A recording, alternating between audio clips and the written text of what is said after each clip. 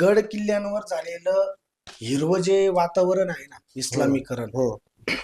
याला कुठंतरी वाचा फोडण्याचं काम सुद्धा हे गड संवर्धन करणारे लोकच करतायत. मुळात आपल्याकडं छत्रपती श्री शिवाजी महाराजांचे 350 गड किल्ले होते. बरोबर. त्या 350 गड किल्ल्यांपैकी आता अस्तित्वात फक्त 250 आहेत.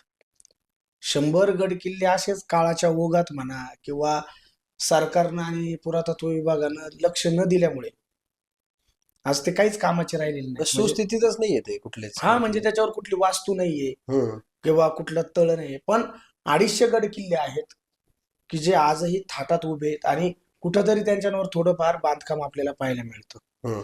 त्यातले सुद्धा जवळपास 70 प्लस म्हणजे 73-75 गड किल्ल्यांवर हम्म. आज इस्लामिक अतिक्रमण आपल्याला पाहायला मिळतंय. मग हे काम कुणाचं आहे? मग हे का होतंय असं?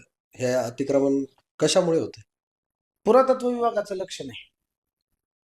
जर आमचे संवर्धन करणारे मुलं जर तिथं गेले, एखाद्या जे पाण्याचं टाकं राहतं ते साफ करण्यासाठी सुद्धा पुरातत्व विभागाची परवानगी आम्हाला घ्यावी लागते.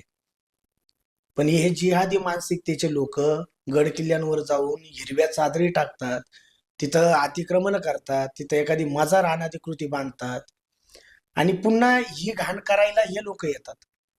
आहेच आम्ही साफ करायला आम्हीच, तरी बरोबर. पण विरोध हा आम्हालाच होतो.